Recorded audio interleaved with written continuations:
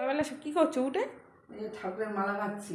বাবা, এর মধ্যে তোমার এই সকালবেলা এত বড় মালা গাঁথা হয়ে গেল? হ্যাঁ, ফুল তুলে হেভি হয়েছে তো।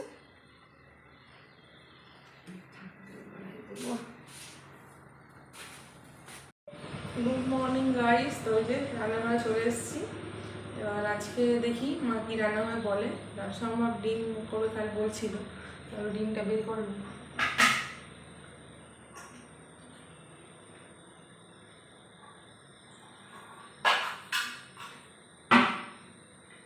এই যে এখানে আমরা 6 জন, তাই 6টা ডিম নিয়ে নিয়েছি। আর চলো রান্না হয়ে গিয়ে দেখি মা কি করছে।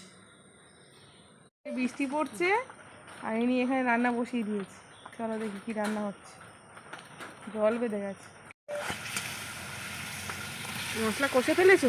হ্যাঁ, আলু দিয়ে দিলে? আর দেখে মনে হচ্ছে কারিটা একদম জমে যাবে, ডিমের কারি। ঠান্ডা ঠান্ডা ওয়েদার। আজকে যা বৃষ্টি হচ্ছে এমনিতেই মাছ পাবে না বাজারে গেলে, তাই না?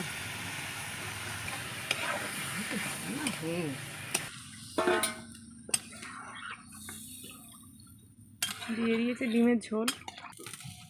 ভালো মতো ফুটলে যা জল দিয়েছে ওটা কষা কষাই হয়ে যাবে, তাই না? বাবা, তুমি কি জাল দিয়েছো? কি জোর আগুন উঠলো।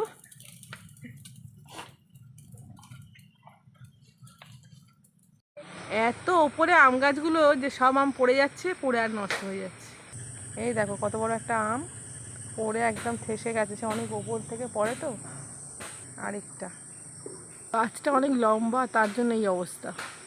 আর এই যে জামরুল গাছ, আর এর নিচে দেখো পুরো জামরুল পড়ে বিছিয়ে কি অবস্থা। কালকের ঝড়ে সব জামরুল পড়ে গেছে, একটাও নেই গাছে, খুব কম আছে, 2-4টে দেখো।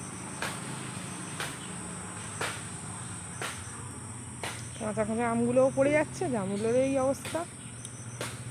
বৃষ্টির জন্য এই অবস্থা দেখো বন্ধুরা।